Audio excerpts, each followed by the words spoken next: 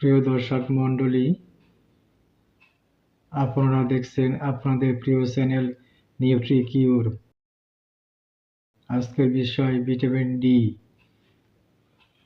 Vitamin D হলো একটি fat দ্রবণীয় ভিটামিন যা ক্যালসিয়াম ও ফসফরাস শোষণে সাহায্য করে।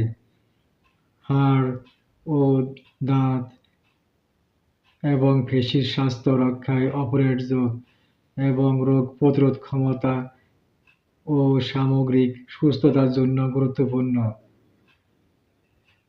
এটি প্রধানত সূর্যের আলো থেকে তৈরি হয় এবং কিছু খাবার যেমন ডিমের কুসুম, দুধ ও দই, তৈলাক্ত মাছ, সামুদ্রিক মাছ, মাছের তেল এবং সাপ্লিমেন্ট থেকেও পাওয়া যায়, যার অভাবে রিকেটস ও অস্টিওপরোসিসের মতো রোগের কারণ হতে পারে। প্রিয় দর্শক, ভিটামিন ডি এর উপকারিতা: ১.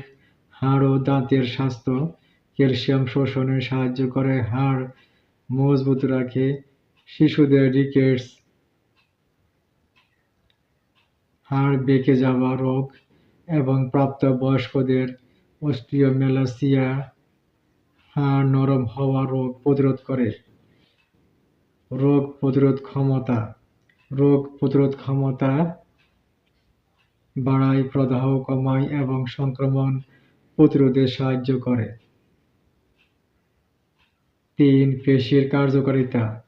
পেশি শক্তিশালী রাখতে ও তাদের সঠিক কার্যকারিতা বজায় রাখতে গুরুত্বপূর্ণ ভূমিকা রাখে। ৪. অন্যান্য মানসিক স্বাস্থ্য, ডায়াবেটিস, উচ্চ রক্তচাপ এবং ঘুমের সমস্যা যেমন স্লিপ অ্যাপনিয়া নিয়ন্ত্রণেও এর ভূমিকা রয়েছে বলে মনে করা হয়। প্রিয় দর্শক, ভিটামিন ডি এর উৎস: ১. সূর্যের আলো। ত্বকে সূর্যের অতি বেগুনি রশ্মি পড়লে শরীর ভিটামিন ডি তৈরি করে, এটি প্রধান উৎস। ২. খাবারের মধ্যে যেমন তৈলাক্ত মাছ, দুধ, দুগ্ধজাত খাদ্য, কমলার রস, ডিমের কুসুম, mushroom. ৩. Supplement: vitamin B2, D3 tablet ও ড্রপ আকারে পাওয়া যায়।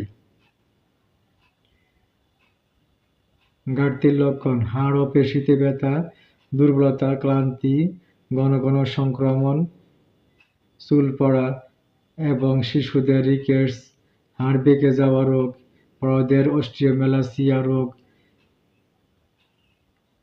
কাঁধে ঝুঁকি বেশি, যাদের সূর্যের আলো কম লাগে, যথা ঘরের ভিতর বেশি থাকা। ২. অতিরিক্ত ওজন বা স্থূলতার রোগী। ৩. গ্যাস্ট্রোইন্টেস্টাইনাল রোগ বা চর্বি শোষণের সমস্যা থাকলে।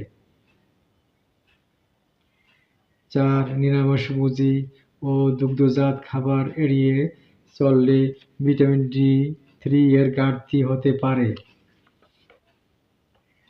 আমাদের সতর্কতা অবলম্বন করা উচিত। অতিরিক্ত সাপ্লিমেন্ট গ্রহণ আমাদের ক্ষতির কারণ হতে পারে, তাই ডাক্তারের পরামর্শে সাপ্লিমেন্ট খাওয়া উচিত। আল্লাহ হাফেজ। প্রিয় দর্শক মণ্ডলী, আল্লাহ আপনাদের সুস্বাস্থ্য দান করুক।